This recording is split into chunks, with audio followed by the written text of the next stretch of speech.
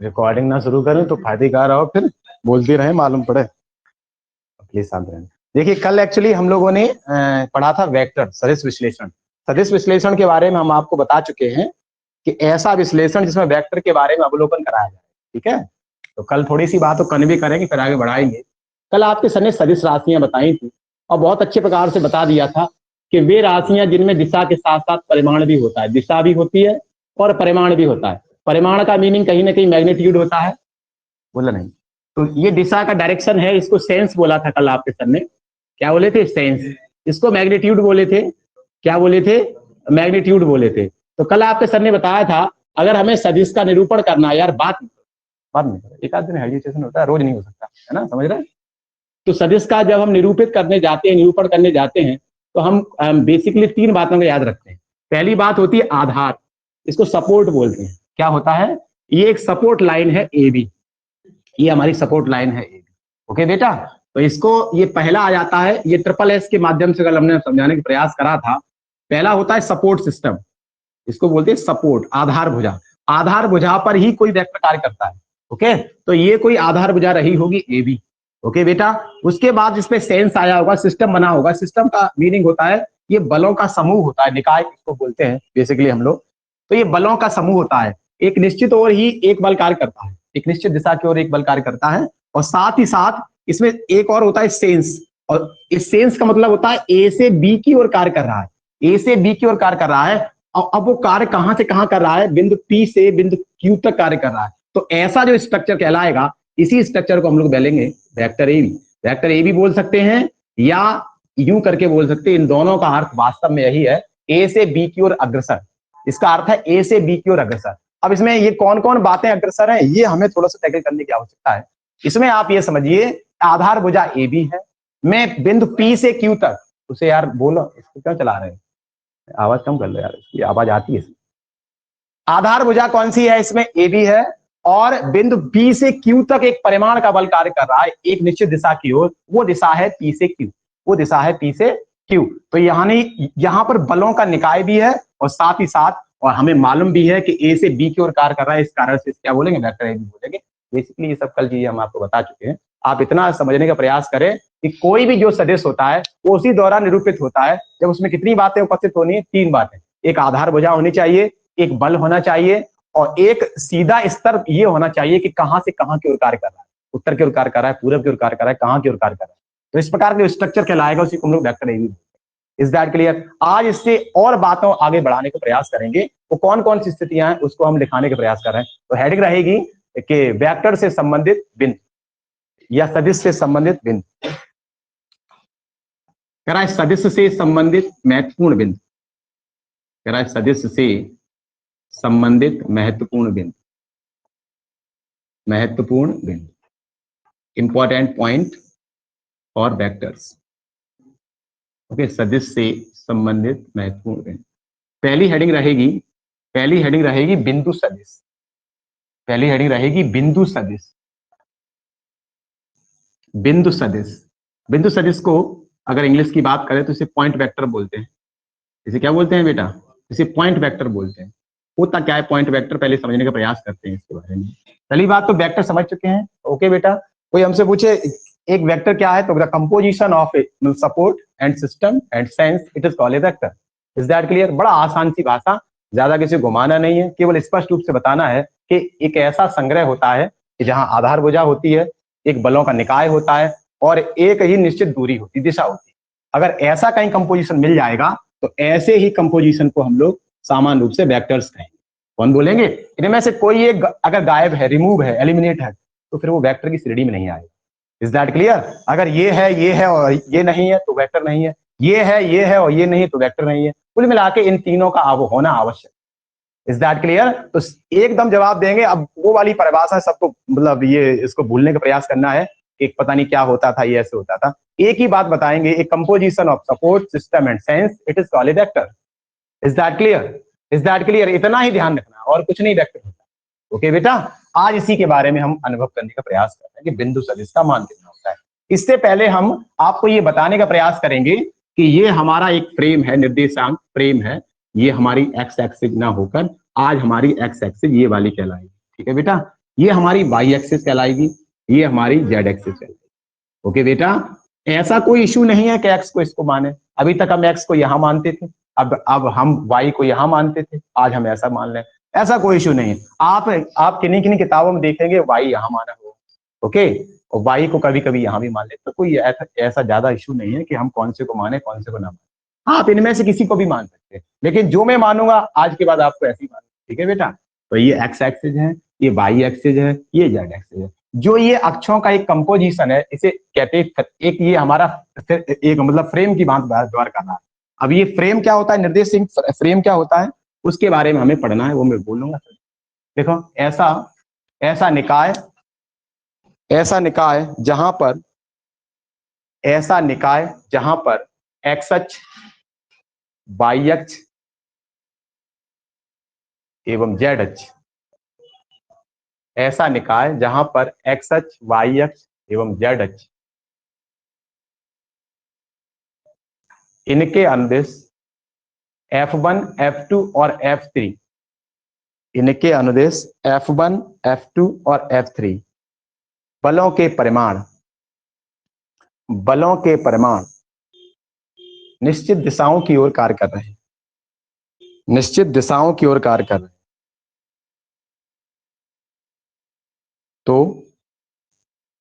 तो यह निर्देश फ्रेम कहलाता है। तो ये निर्देश फ्रेम कहलाता है, निर्देश फ्रेम कहलाता है। इसके लिए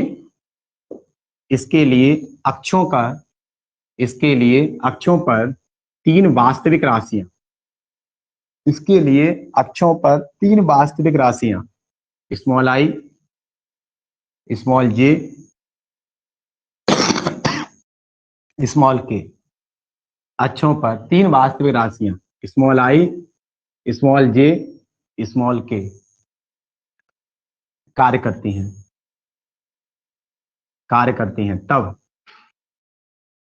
तब निर्देश फ्रेम का मान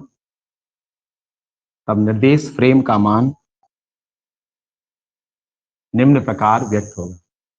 निर्देश फ्रेम का मान निम्न प्रकार व्यक्त होगा। ये निर्देश फ्रेम का मतलब ये है कि कंपोजिशन है ये अक्षरों का, है ना। कोई हमसे फ्रेम के बारे में पूछता है तो आप बता देंगे कि कंपोजिशन ऑफ एक्सिस, है ना, composition of axis is called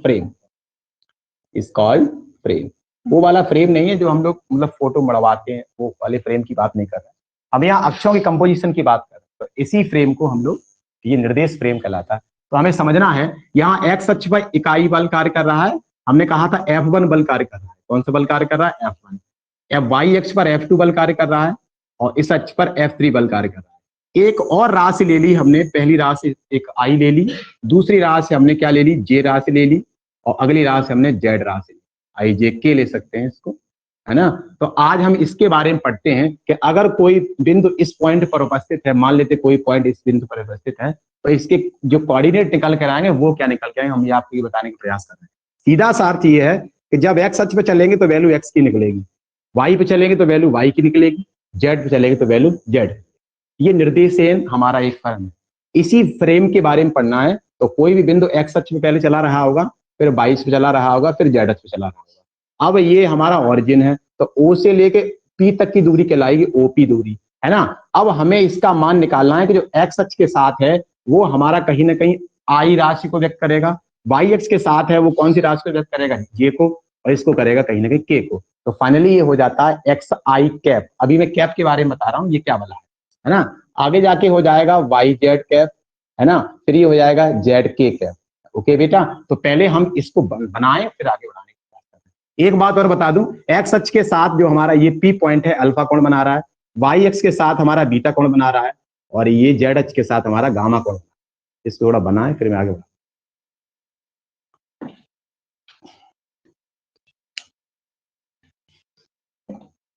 तो हमें लगता है फ्रेम वगैरह सिस्टम वगैरह से हम लोग सीख चुके हैं। तो निर्देशांक फ्रेम क्या रहता है, वैसे ये हमने वहां सीखा, निर्देशांक तल 9th में सीखा है, ज्यामिति में सीखा है हम लोगों ने। ज्यामिति में हमने आपको सिखाया था एक निकाय होता है वहां निकाय काय का होता है, एक्स अक्ष का वाई अक्ष का होता है, इस कारण से वहां 2D प्लेन्स रहते थे। आज ये 3D प्लेन्स हैं। कौन से प्लेन है? 3D। इसमें फ्रेमिंग करनी है, वो फ्रेमिंग कैसे करनी वो हम आपको आज बताने का प्रयास करें। तो आप सीधे दिमाग में ही चलाइए कि कोई बिंदु P है, इसे कोऑर्डिनेट रहे होंगे x, y, z। अब इसको अभी मत लिखना क्योंकि आपको आई कैप के बारे में जानकारी नहीं है, इसको अभी फिलहाल आप मत लिखना, केवल आप बिंदु सदिश के बारे में लिखना, अभी इसको मत लिखना।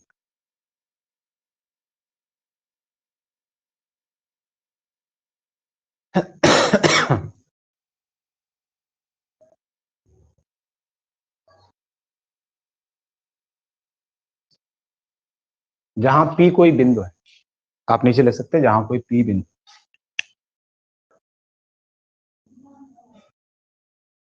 P कोई बिंदु,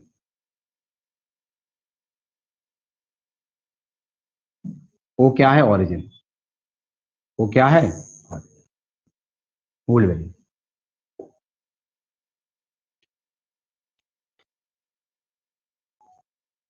एक्स अक्ष के साथ अल्फा कोण बना रहा है, वाई के साथ बीटा बना रहा है, जेड के साथ गामा।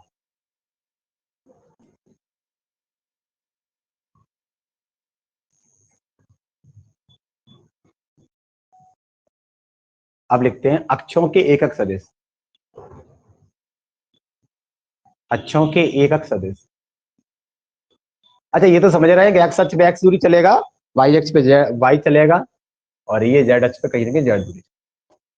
ठीक है, हैंड डाल दें। अक्षों के एकक सदिश या एकांक सदिश या यूनिट वेक्टर, तीनों बातें एक।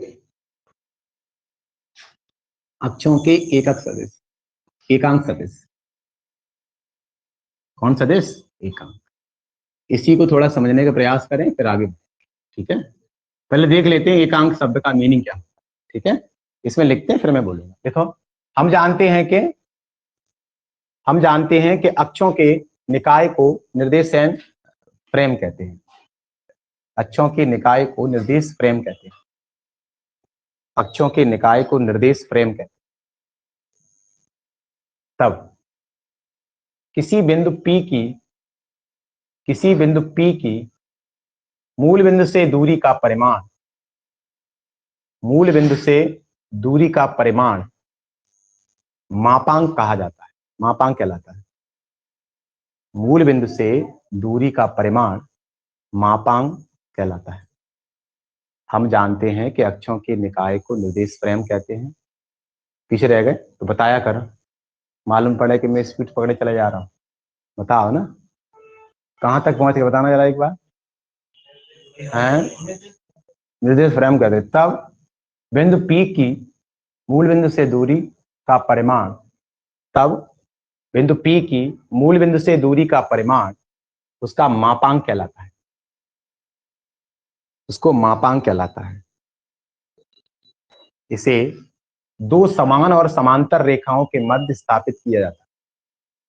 इसे दो समान और समांतर रेखाओं के मध्य स्थापित किया जाता है। ठीक है, यहां देखेंगे, पहले मापांक समझ लेते हैं। मापांक क्या बोला? वैसे तो हम लोग जानते हैं मापांक फलन कौन से फलन होते हैं। मापांक, माप का अंक, उसे बोलते हैं मॉड्यूलो फंक्शन। कौन से बोले थे? मॉड्यूलो फंक्शन, या इसको कहीं ना कहीं मॉडुलस भी बोल देते हैं। तो मापांक का अर्थ क्या है? किसी दूरी का परिमाण। क्या है लाला? दूरी का परिमाण। तो परिमाण शब्द का मतलब वही है, मैग्नीट्यूड। ओके बेटा, तो अगर मैं आपसे कहता हूं कि ओपी दूरी का परिमाण निकालो, कौन दूरी का परिमाण? ओपी। तो ओपी दूरी का परिमाण, ओपी दूरी का कह रहा है परिमाण, तो इसका जो परिमाण होगा वो वेक्टर मॉड ओपी होगा, मॉड वेक्टर ओपी होगा। क्या होगा? बिंदु ओ से पी तक की दूरी का परिमाण कहलाएगा मॉड ओपी। कौन कहलाएगा? Mod OP. इसी को हम लोग बोलते हैं मापांक। और इसको दो समान और समांतर रेखाओं के मध्य स्थापित करते हैं, मैं दिखाया था। इसे दो समान और समांतर रेखाओं के मध्य स्थापित करते हैं। इसका एक यूनिक मान होगा। कौन सा मान होगा? इसका एक यूनिक मान होगा, वो स्केलर क्वांटिटी को डिफाइन करेगा। स्केलर का मतलब होता है जो हमारी अदिश राशि है उसको डिफाइन करेगा। ये सदिश नहीं निकल के आएगा, है ना, ये वेक्टर क्वांटिटी ना निकल के अदिश राशि निकल के आएगी। कैसे निकल के आएगी इसके बारे में चर्चा नहीं करेंगे। अभी फिलहाल आप ये समझने का प्रयास करो, अगर किसी ऑरिजिन से निकालेंगे बिंदु तक की दूरी का परिमाण जो निकलेगा वही हमारा मापांक कहलाता है। मापांक क्या होता है? इसको हम लोग दो समांतर रेखाओं के मध्य स्थापित करते हैं और वेक्टर का साइन लगा। वेक्टर पहले से था, वेक्टर ये पहले से था, लेकिन दो समांतर रेखाओं को सेटअप कर लिया, तो इसी को बोलेंगे मापांक, मॉडुलस। क्या बोलेंगे? इसको बनाए, थोड़ा सा लिख लें, सब आगे बढ़ो। लेकिन ये सब काम कहाँ कर रहे हैं हम? अक्षों पे, फ्रेम पे काम कर रहे हैं। अक्षों का फ्रेम तो समझते हैं, कौन सा फ्रेम बनाए। ये मान कैसे निकलेगा? अदिश। अदिश इसलिए निकल रहा है क्योंकि इसको तो कुछ ना कुछ मान निकल कर आएगा। कोई मैं आपसे कहूँ कोई दूरी 8 इकाई है, तो 8 इकाई उसका अदिश क्वांटिटी है ना। हमें मालूम नहीं कहाँ से कहाँ तक की 8 इकाई दूरी, ठीक है बेटा। तो इसलिए जो मापांक निकलता है, परिमाण निकलता है, वो कहीं ना कहीं वो कैसा होता है? अदिश होता है। वो अदिश की विशेषता बता चुके हैं, डायरेक्शन होती नहीं, दिशा होती नहीं, केवल परिमाण होता है। बना लिया। तो पहली बात तो मापांक शब्द का अर्थ समझ में आ गए। किसी कोई भी बिंदु है हमारा, उस बिंदु की ऑरिजिन से दूरी का परिमाण, उसी बिंदु से ऑरिजिन से दूरी का परिमाण कहलाता है मापांक। माप का अंक अगर समझा जाए तो माप का अंक। और ये कहाँ पर है? ये एक फ्रेमिंग व्यवस्था है। इसी निकाय को फ्रेमिंग व्यवस्था में कहीं ना कहीं हम लोग मापांक को डिफाइन करेंगे। इसी में एक और अगला शब्द आता है एकांक सदिश। कौन सदिश आ जाता है? एकांक सदिश। एकांक सदिश बोलो या इसको एकक सदिश बोलते हैं। एकांक सदिश या इकाई सदिश, तो कहीं कहीं इकाई सदिश भी कहते हैं। तो इकाई सदिश बोलो, यूनिट वेक्टर बोलो, एकांक सदिश बोलो, एकक सदिश बोलो, कुछ भी बोल सकते हैं। नॉर्मली इसको आगे जाके हम लोग यूनिट वेक्टर बोला करेंगे। कैसा बोला करेंगे? Unit vector. पहले समझ लेते हैं यूनिट वेक्टर होता क्या है। जब किसी सदिश में उसके परिमाण से हम लोग भाग कर देते हैं, when a vector it is मतलब divided by its modulo, it is called a unit vector। यानी हिंदी में समझने का प्रयास करो। हम आपको ये बताने का प्रयास कर रहे हैं कि एकांक जो सदिश होता है, कोई सदिश अपॉन उसका मापांक, कोई सदिश अपॉन उसका मापांक। और मापांक को कहाँ लिखते हैं? दो समांतर रेखाओं के मध्य। ऐसे बताए थे, any vector upon their mod, any vector upon their mod, it is called a unit vector. इसे कैप के द्वारा व्यक्त करते, टोपी के द्वारा व्यक्त करते। तो ये कैप क्या है, ये मैं आपको लिखाने का प्रयास। तो पहले इसकी परिभाषा लिख ले, तब हम कैप के बारे में देखेंगे। जब किसी सदिश में, जब किसी सदिश में, थोड़ा फास्ट चल रहा हूँ, ऑनलाइन है ना, इसमें देखने वाले को ऐसा लगा कि पता नहीं एक घंटे में एक बात हो रही है, इसलिए थोड़ा सा स्पीड पढ़ना, ठीक है। अगर आपको और स्पीड से देखना है तो वो 1.25 ऐसा कुछ होता है, उसको और स्पीड से देख। अगर आपको ऐसा लगे कि बड़ा स्लो स्लो मामला चल रहा है तो बड़ा और स्पीड से, क्या दिक्कत है ना। तो क्या लिखा? जब किसी सदिश को उसके मापांक से विभाजित किया जाता है, जब किसी सदिश को उसके मापांक से विभाजित किया जाता है तो उसे इकाई सदिश कहते हैं। तो उसे इकाई सदिश कहते हैं। इसे सदिश के ऊपर, इसे सदिश के ऊपर एक कैप लगाकर व्यक्त करते, कैप या टोपी। किसी सदिश को उसके मापांक से विभाजित किया जाता है तो इकाई सदिश प्राप्त होता है। किसी सदिश को उसके मापांक से विभाजित किया जाता है तो उसे इकाई सदिश कहते हैं। इसे सदिश के ऊपर, इसे सदिश के ऊपर कैप लगाकर व्यक्त किया जाता है। कैसे व्यक्त करा जाता है? कैप लगाकर व्यक्त होता है। Is that clear? ओके लाला। तो कोई हमसे पूछता है कि एकांक सदिश क्या होगा, तो एकदम आपका जवाब रहना चाहिए any vector upon their mod, any vector upon their mod. अब मैं अपने बच्चे से पूछ सकता हूँ कि what do you mean by vector, any vector. तो आपका वेक्टर का अर्थ समझ में आ चुका है। वेक्टर क्या बला होती है? ये कंपोजिशन होता है, वही 3S का बता दिया मैंने, सपोर्ट सिस्टम और सेंस। ओके। उसके बाद एकांक सदिश के बारे में बताए। हाँ, उसके बाद बताए मॉडुलो के बारे में। ये क्या होता है? मॉडुलो होता है ऑरिजिन से उस सदिश तक की दूरी का परिमाण। उस सदिश से, उस सदिश की ऑरिजिन से दूरी का परिमाण कहलाता है मापांक। कौन कहलाता है? माप का अंक। लेकिन जो ये निकल के आएगा, ये वेक्टर क्वांटिटी ना निकल के स्केलर क्वांटिटी है, अदिश राशि। कौन सी राशि है? अदिश। क्योंकि इसका तो कुछ ना कुछ लंबाई होगी ना, 5 इकाई, 3 इकाई, 2 इकाई। तो कुल मिला के हम इस प्रकार से इस बात को डिफाइन कर सकते हैं। अगर मैं आपसे कहूं कि कोई सदिश वेक्टर मैंने ए ले लिया, क्या ले लिया? ए सदिश ले लिया। अगर सपोज दैट ये करके मैंने ले लिया, तो any vector upon their mod, any vector upon their mod, it is called A cap. इसे क्या बोलेंगे? ए कैप, या कुछ लोग उसे कैप ए भी बोल देते हैं। ऊपर कैप लगा, उसके बाद लिखा है ए, इसलिए इसे क्या पढ़ेंगे? Cap A. इसे क्या पढ़ेंगे? Cap A. Is that clear? तो आज के बाद एक बात स्थापित कर लेनी है आपको कि अगर किसी भी सदिश का यूनिट वेक्टर निकालना है तो आपको कुछ ज्यादा सोचना नहीं है। Any vector upon their mod, any vector upon their mod. Mod क्या होता है? उसका परिमाण होता है। एनी वेक्टर क्या होता है? मैं आपको बता ही चुका हूँ। एक अंक सदिश को व्यक्त कैसे करते हैं वो मैं आपको बता ही चुका हूँ। यहाँ से कुछ रिजल्ट और बाहर निकाल सकते हैं। पहला रिजल्ट ऐसे भी निकाल सकते हैं कि लाला कि अगर कहीं पर ए कैप इंटू मॉडुलो है ना, तो ये कहीं ना कहीं वेक्टर के बराबर हो जाएगा। ये क्या के बराबर हो जाएगा? वेक्टर। ये क्यों बराबर हो जाएगा मैंने आपको बता दिया है। यहाँ से एक नीचे गुणा मानेंगे। Is that clear? यहाँ से एक चीज और थोड़ी सी बाहर निकालने का प्रयास कर सकते हैं हम लोग। मॉडुलो ए का मान निकालने का प्रयास करें तो कितना हो जाएगा? Vector A upon mod cap, वो कैप के या कैप ए। समझ में आ गई? मेन मसला ये है, इससे फिर रिजल्ट हमने बाहर निकाला। आज के बाद कोई आपसे पूछे एकांक सदिश क्या बला है तो आपका सीधा जवाब रहना चाहिए, जब किसी सदिश को उसके मापांक से विभाजित कर दिया जाता है तो ऐसी व्यवस्था कहलाती है कैप। Is that clear? इसे व्यक्त कैसे करते हैं? कैप से टोपी से व्यक्त करते हैं। और पढ़ते कैसे हैं? इसे कैप ए पढ़ते हैं। ऊपर कैप आ रहा है उसके बाद ए आ रहा है, इसलिए क्या पढ़ेंगे? इसे कैप ए। बहुत से लोग इसे एक कैप पढ़ते हैं, अलग अलग बोलने का तरीका है। आप ऐसे पढ़ दें या आप ऐसे पढ़ दें, दोनों बातें एक ही। उतार सकते हैं उतार। अच्छा, ये चीज कैसे निकल कर आएगी? ये चीज स्केलर है कि ये वेक्टर है? को बता दे, ये वेक्टर है कि स्केलर है? मैं वेक्टर कहता हूं तो मैं सदिश की बात कर रहा हूँ। स्केलर कहता हूं तो मैं अदिश की बात कर रहा हूँ, है ना। बार बार अदिश और ये सदिश बोलना संभव नहीं है। स्केलर और वेक्टर, स्केलर और वेक्टर, बात समझ में आई कि नहीं है? तो ये कैसी चीज है? वेक्टर है कि स्केलर है? बताओ, ये स्केलर है कि वेक्टर है? मैं पूछूंगा और कि तुमने बताया कि स्केलर, पूछूंगा, ध्यान रखें। हाँ बताइए कैसी है? सीधी सी बात है, अदिश तो हो ही नहीं सकती है क्योंकि सदिश है। पूछो क्यों? सामने दिख रहा है सदिश। अगर कोई सदिश तो उसके सामने वाला भी सदिश। नहीं समझ में आई? कोई सदिश तो उसके सामने वाला सदिश ही तो रहेगा कि अदिश हो जाएगा। एक तरफ अदिश एक तरफ सदिश, बहुत सही। दोनों तरफ सदिश सदिश या दोनों तरफ अदिश सदिश। समझ में आई? यानी स्केलर स्केलर दोनों तरफ या दोनों तरफ vector vector. Is that clear? फटाक से उतारो। ओके लाली, ये तो तुम यार फिजिक्स में पढ़ चुके हो। बहुत बड़ी बात नहीं कर रहा हूँ, निकाय नहीं बता पाओगे। अब वही है कि कहना नहीं चाहिए क्यों क्यों कहा, बता गलत कह रहा हूँ? हाँ निकाय, व्हाट इज निकाय?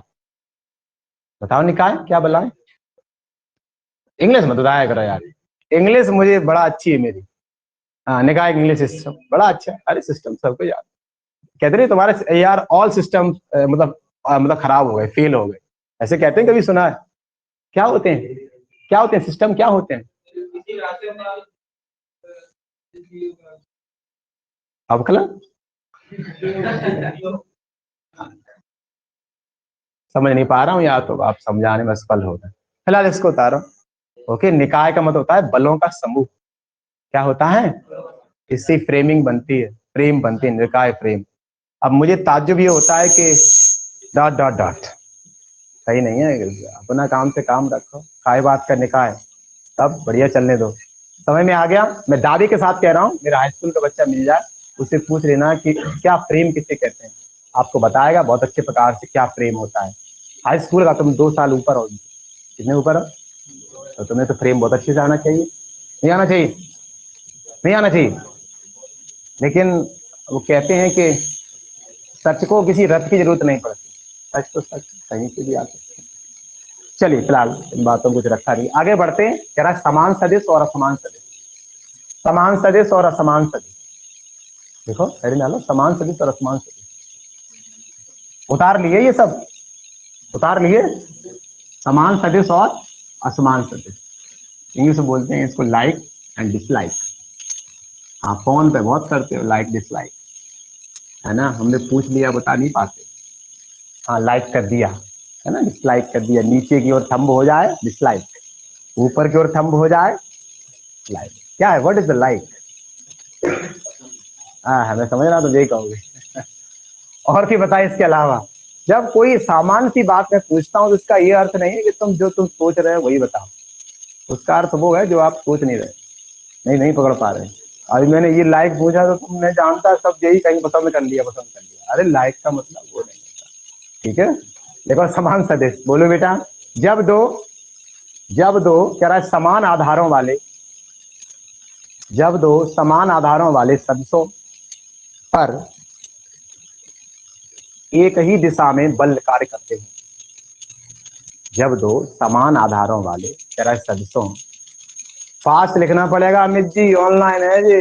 1 घंटा 50 बार बोलूंगा तो 1 घंटे में फिर एक तो ही हेडिंग है पाई। कल 25-26 ही मिनट हुआ था और केवल कुछ नहीं बता पाया, वही बता पाए वेक्टर कैसे व्यक्त करते हैं। तो देख फास्ट चले। इमला हमें लगता है मम्मी ने बुलवाई नहीं तुम पर, मेरी माँ ने बड़ा इमला लिखवाई अर्रा के। हाँ नहीं पढ़ी लिखी, देखिए ऐसा कुछ नहीं कि पढ़ी लिखी नहीं।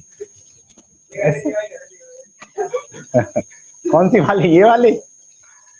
चलो ये घर में दिखाना। अब हो सकता है कि माँ का फोन आ जाए मेरे पास शाम को, अच्छा ऐसी शिक्षा देते हो तुम, तो यार ऐसे कुछ मत कहना। मैं किसी गलत नहीं बता रहा हूँ, बस ये है कि आपको थोड़ी सी प्रैक्टिस का अभाव है। प्रैक्टिस नहीं करो, सीधी बात है, आगे नहीं बढ़ पा। तो क्या लिखा आपने समान सदिश के बारे में? क्या लिखा? जब दो समान आधारों वाले, अब मैं आधार की बात कर रहा हूं, मैं वहां सपोर्ट की बात कर रहा हूं, ध्यान रखना। कौन सपोर्ट? वही एस, स्टार्टिंग वाला एस। Is that clear? जब दो समान आधारों वाले सदिशों पर समान परिमाण के बल कार्य करें। जब दो समान आधारों वाले, भूल गए, एक दिशा में बोला, सॉरी दोबारा लिख लो, क्या फर्क पड़ता है। एक बार अगेन रिपीट कर देना जरा कोई सा। हाँ। एक दिशा में दो बल कार्य करते हैं, दो बल कार्य करते हैं। कोई चेंज नहीं करती, मैं उसको सुधार दूंगा, चिंता है ना लाली, चिंता ना करो, आप उसे कंटिन्यू करते रहो। क्या लिखा आपने? दो बल कार्य करते हैं जो आपस में समान है, बस। जो आपस में कैसे हैं? समान। बात वही है जो मैंने पहले बोली, बस उसको ड्राइव कर लिया, संचालित कर लिया। ओके, तो वे समान सदिश कहलाते हैं। तो वे समान सदिश कहलाते हैं। तो हमें आराम से बोलना चाहिए। तो वे समान सदिश कहलाते हैं, ठीक है। जबकि भिन्न भिन्न दिशाओं में कार्य करने वाले सदिश असमान सदिश कहलाते हैं। जबकि भिन्न भिन्न दिशाओं में कार्य करने वाले सदिश असमान सदिश कहलाते हैं। जबकि उनका आधार एक समान रहता है। जबकि उनका आधार एक समान रहता है। तब यहां देखेंगे समान सदिश और असमान सदिश, ठीक है। समान सदिश लाइक वेक्टर, क्या बोलते हैं लाली? Like vector. क्या होते हैं लाइक वेक्टर? एक असमान सदिश होते हैं। कौन से होते हैं? असमान सदिश। असमान सदिश क्या बोलेंगे? Dislike vector, dislike vector. अच्छा एक बात, एक बच्चे को कहीं ऐसा तो एहसास नहीं हो रहा, महसूस तो नहीं हो रहा, ये मैथ्स पढ़ रहे हैं कि हिंदी पढ़ रहे हैं या फिजिक्स पढ़ रहे हैं? तो कभी कभी बच्चे में भ्रम हो जाता है ना, तो उस भ्रम को दूर करना बहुत जरूरी है कि मैथ से ही चल रहा है ना शायद मन में और कुछ कीड़ा घूम रहा हो, ऐसे ऐसे कर रहा हो। अगर आए मास्टर जाने क्या कराता रहता है, सदस्य राशि अधिक राशि क्या कराता रहता है। ये कॉन्सेप्ट है, ये एनडीए बेस्ड पढ़ाई है। मैं दादी के साथ कह रहा हूँ, वेक्टर जिनके हो गए वो रेयर केस में आई कैप नहीं जानते। क्या बला है आई कैप? अरे आई कैप होता है, क्या होता है वो मैं जिंदाबाद हूँ, ना सोचे ज्यादा, इतना सोचे असमान सदिश और समान सदिश, इसे डिसलाइक वेक्टर और लाइक वेक्टर। मैंने क्या बताया? दोनों के एक ही सपोर्ट, एक जैसे सपोर्ट। ओके, मैं सपोर्ट की बात कर रहा हूँ, आधार की बात कर रहा हूँ। ये इसका सपोर्ट है, ए बी सपोर्ट है। कौन सपोर्ट है? बी। दूसरा सपोर्ट है बीसी। कौन सपोर्ट है? या इसको सीडी नाम दे दो, सीडी। दोनों की इकाइयां बराबर, दोनों के परिमाण। जब मैं परिमाण की बात करता हूं तो उनके रास्ते की लंबाई की बात करता हूं। जब मैं परिमाण कहूंगा बार बार तो उनके रास्तों की लंबाई की बात करता हूँ। परिमाण मतलब रास्ते की लंबाई। Is that clear? तो ए से लेके बी तक की दूरी और सी से लेके डी तक की दूरी, ओके, आपस में कैसी? इक्वल है, यानी ए बी बराबर सी डी। यहाँ क्या है? ए बी बराबर सी डी, इसीलिए इन्हें बोले समान आधार। ये समान सपोर्ट को दर्ज करते हैं। Is that clear? ये समान सपोर्ट है, ये समान सपोर्ट है। इस पर F1 इकाई का बल कार्य कर रहा है। कौन? इस पर भी F2 इकाई का बल कार्य कर रहा है, लेकिन दोनों के परिमाण बराबर है। दोनों के मैग्नीट्यूड में लिखा दिया, दोनों के परिमाण कैसे आपस में बराबर है। तो ऐसी जो हमारी व्यवस्था है, ये हमारा व्यवस्था कहलाएगी वेक्टर ए बी। कौन कहलाएगी? Vector A B. और ये कहलाएगा वेक्टर सी बी। अब दोनों एक ही डायरेक्शन में काम कर रहे हैं, दोनों के परिमाण भी बराबर हैं, दोनों के डायरेक्शन भी समान है, दोनों के आधार भी समान है, तो इस कारण से दोनों समान सदिश हो जाए। यानी हम यहाँ पर कह सकते हैं कि vector A B equals to vector C D. Is that clear? Is that clear? इसी को बोलेंगे समान सदिश। इसे क्या बोलेंगे? अब असमान सदिश देख लेते हैं। असमान सदिश क्या होते हैं? असमान सदिश क्या होते हैं? आधार तो दोनों का सेम है, आधार तो दोनों का कैसा है? सेम है, लेकिन इस पर F1 इकाई का बल कार्य कर रहा है, F परिमाण मान लिया, इस पर F2 इकाई का बल कार्य कर रहा है, लेकिन ये सेम डायरेक्शन ना होकर अब डायरेक्शन पहले कहां से A से B की तरफ थी, अब डायरेक्शन कहां से कहां A से B है, लेकिन अब C से D है। ये दिशा कहां से कहां थी? A से B, A से B। अब दिशा कहां से थी? C से D, लेकिन अब दिशा कहां से हो जाएगी? अब दिशा हो जाएगी A से B, देन D से C, देन D से C। ये रही ये दिशा, ये बनी, है ना। तो अब हम यहाँ से ये कहेंगे कि दोनों के जो आधार हैं वो तो समान है। अब यहाँ ये कह सकते हैं स्पष्ट रूप से कि आधार ए बी बराबर आधार सी बी, ये सेम सपोर्ट है। ये क्या है? सेम सपोर्ट है। दोनों के परिमाण भी बराबर है, मतलब बलों के परिमाण भी बराबर है, लेकिन मेन डायरेक्शन की बात है। मैं यहाँ ये दिशा की बात करता हूँ, ए से बी की। अब मैं बात कर रहा हूँ डी से सी की। इस बात को हम बोलेंगे डिसलाइक वेक्टर। कैसे बोलेंगे? वेक्टर ए बी और इक्वल्स टू सी बी, और एक और साइन लगा देंगे माइनस। क्या लगा देंगे? माइनस। क्यों? क्योंकि पहले ए से बी आ रहा है, तो सी से डी आ रहा है, अब जा रहा है डी से सी। कहाँ जा रहा है? आगे जाके हम आपको सिखाएंगे, इसी को बोलेंगे वेक्टर डी सी। इसे क्या बोलेंगे? Vector D C. आगे जाके बताएं कि ये माइनस चिन्ह कहाँ कन्वर्ट हो गया, है ना, माइनस चिन्ह कहाँ चला गया।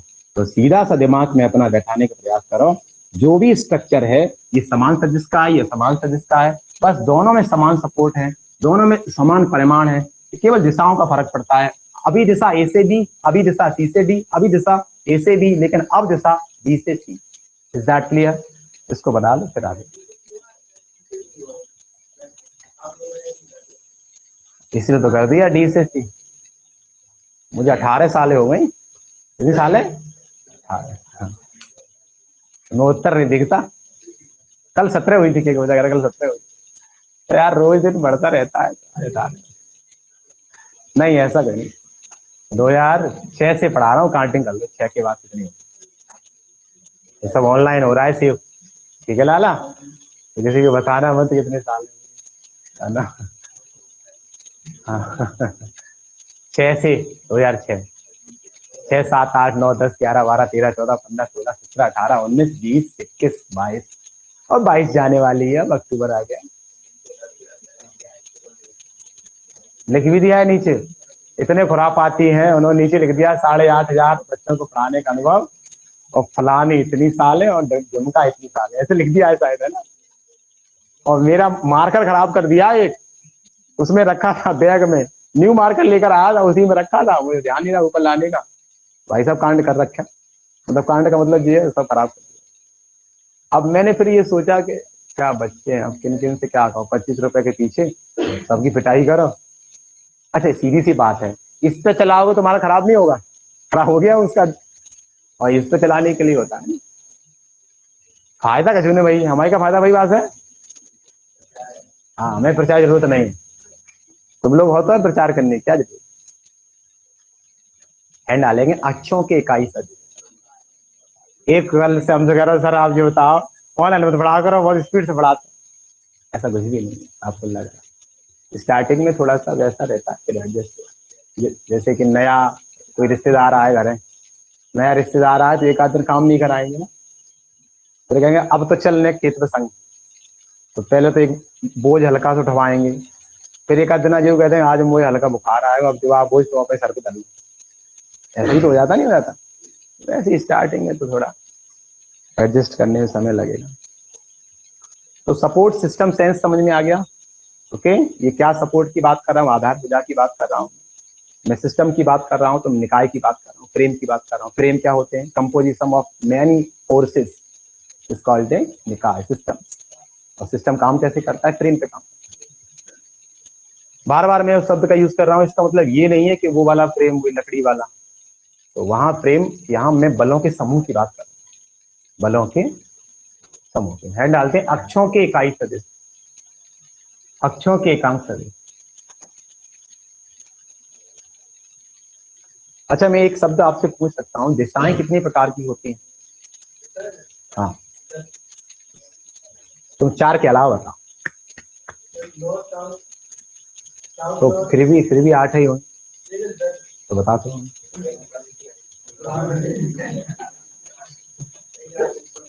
ऊपर नीचे तो आ गया ना, वो नॉर्थ है, वो साउथ है, नॉर्थ तो शामिल हो गया ना, नहीं हुआ? ये तो तुम्हें डिसाइड करना है, तुम कहाँ रहते हो, तुम कहाँ रह रहे हो? नॉर्दर्न इंडिया में, उत्तरी क्षेत्र है ये। कौन सा क्षेत्र है? ये कौन सा क्षेत्र है बताओ? पर्वतीय क्षेत्र है कि मैदानी क्षेत्र? अच्छा, कैसे? कैसे मत पूछो कि कैसे, तो हमें आशीष सर जैसा कोई मिला नहीं तो बताया नहीं। ऐसा कोई इश्यू नहीं, ऐसी कोई बात है। चलो, अक्षरों के इकाई सदिश, इकाई सदिश बोले बेटा, उसी के अंदर लिखा, उसी में लिखा रहा हूँ, ठीक है लाला, उसी में लिखा। देखो, बोले बेटा, देखिए सामान्य तौर पर एक्स अक्ष के लिए, सामान्य रूप से लिखिए, तौर पर लिखिए, देखिए सामान्य रूप से एक्स अक्ष पर स्मॉल आई परिमाण का बल कार्य करता है,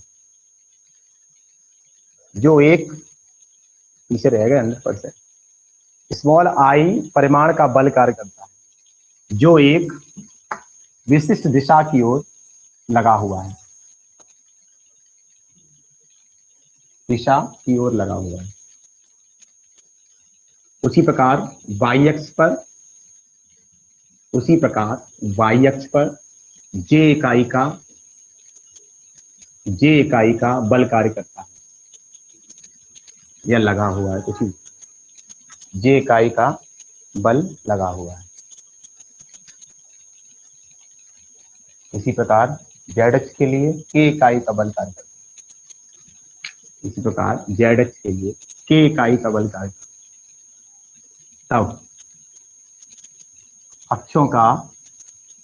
अक्षों का निर्देश फ्रेम, अक्षों का निर्देश फ्रेम, इधर सब लोग देखेंगे उतारे, कोई सिंगल नहीं उतारे, सब यहाँ देखेंगे। ये एक निर्देश फ्रेम है, अक्षों का कंपोजिशन है, ये हमारा एक्स एक्सिस है, ये हमारा वाई एक्सिस है, ये हमारा जेड है, उतारेंगे नहीं कोई। ओके, देखें ये एक्स अक्ष है, सामने की ओर जाएगा तो बनाएगा एक्स डैश अक्ष, क्या बनाएगा लाली? एक्स डैश अक्ष, क्या बनाएगा लाली? एक्स डैश अक्ष, ठीक है। इधर की ओर जाएगा तो बनाएगा वाई डैश अक्ष, कौन सा बनाएगा लाली? वाई डैश अक्ष, ये वाई डैश है। नीचे ओर बनाएगा जेड, जेड डैश बनाएगा, जेड डैश, ये ऑरिजिन है, ये क्या है? ऑरिजिन। अभी मैं आपको समझाने का प्रयास कर रहा हूं कि एक्स अक्ष पर आई परिमाण का बल कार्य करता है, आई परिमाण का बल कार्य कर रहा है, जो कहां से काम कर रहा है? उसे एक्स की दिशा की ओर कार्य, उसे एक्स की ओर कार्य कर रहा है। Is that clear? उसी प्रकार से यहाँ जे इकाई का बल कार्य कर रहा है, कहां? ओ से वाई दिशा की, उसी प्रकार से ओ से जेड दिशा की ओर कार्य कर रहा है, के इकाई का परिमाण का बल। अभी मैं आपको इकाई सदिश के बारे में बात कर रहा था। अगर मैं इसका मापांक निकालने जाऊंगा, इसका परिमाण निकालने जाऊंगा, तो इसके परिमाण को हम लोग बोलेंगे मॉड जे। इसे क्या बोलेंगे? मॉड जे। और इसे सदिश बनाएंगे तो फिर इसे फाइनली हम लोग ऐसे, इसे हमने सदिश बना लिए, तो हम बताए सदिश बनाते ऐसे बनाते हैं। उसी प्रकार से इसका जब हम मापांक निकालने जाएंगे, इसका मापांक निकालने जाएंगे तो कितना हो जाएगा? मॉड आई वेक्टर, ऐसे हो जाएगा। उसी प्रकार से इसका जब हम मॉड्यूल निकालने जाएंगे, मापांक निकालने जाएंगे, तो मापांक क्या होता है? मापांक कहीं ना कहीं ऐसा होता है, मॉडुलो ऑफ के वेक्टर, है ना? ये के वेक्टर का हो गया। अब हम आपको इकाई सदिश के बारे में बात कर रहे थे कि एक्स अक्ष का इकाई सदिश आज के बाद मानना क्या है, क्या लेना है। जहां आई कोई परिमाण का एक बल है, फोर्स है, जो एक्ट कर रहा है, एक्ट मतलब जो काम कर रहा है, उसे एक्स की ओर, उसे वाई की ओर, उसे जेड की ओर। Is that clear?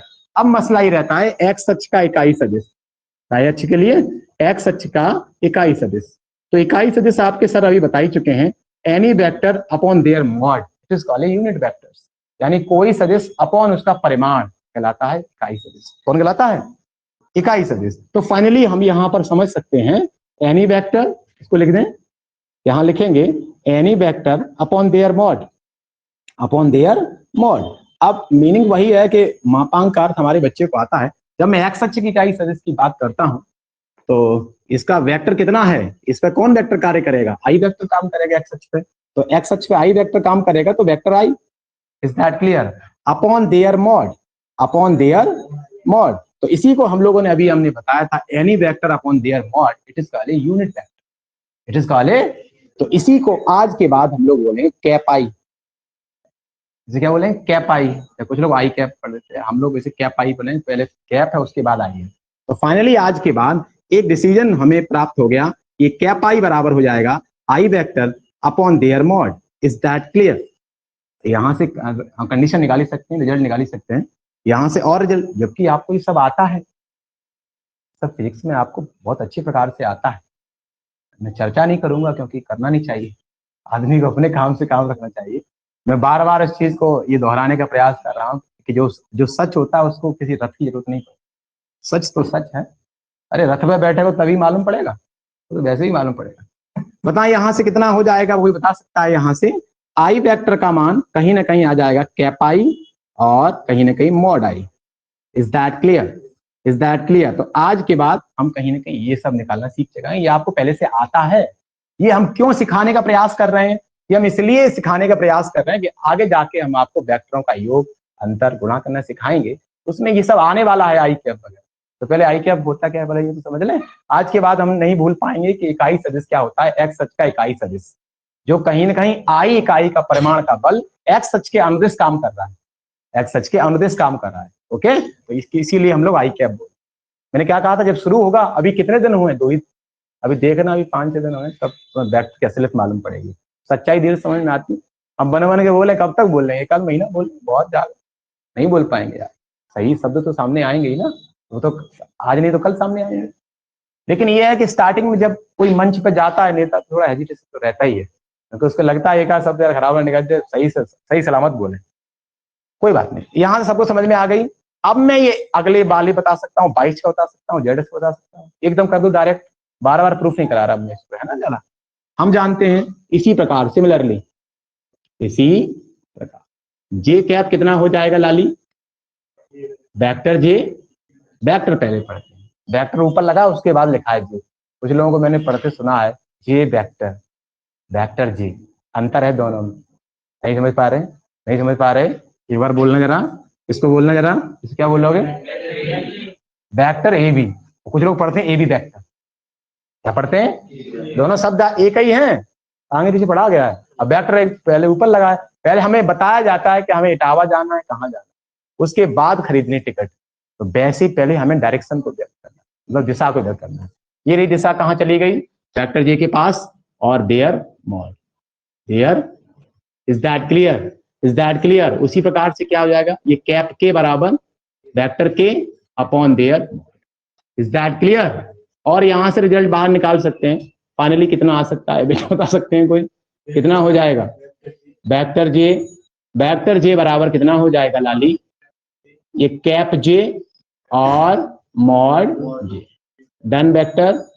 आगे वाला के, वेक्टर के बराबर कितना हो जाएगा, कैप के मॉड।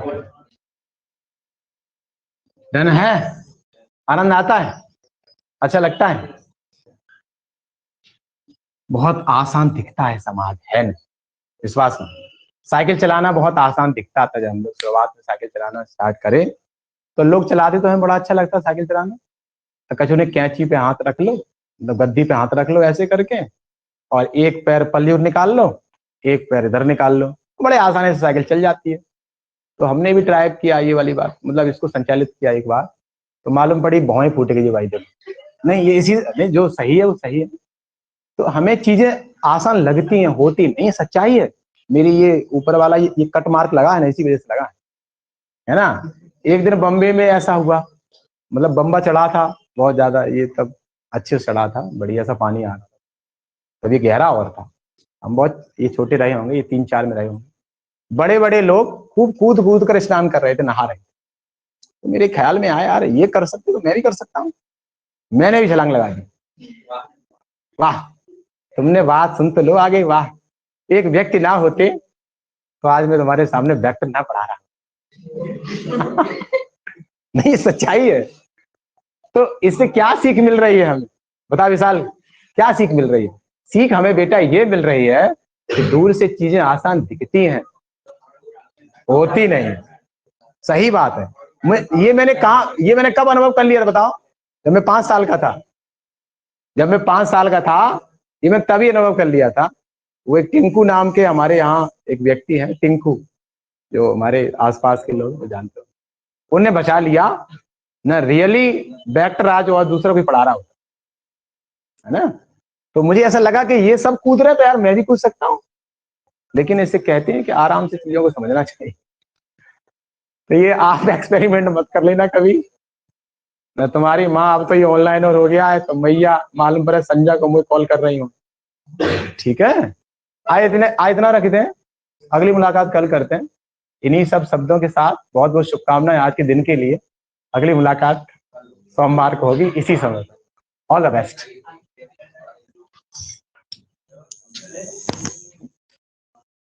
अभी जब तक सही रह रहा है घूमते रहिए। कहाँ से होगा सब जाता है। एग्जिट करूं?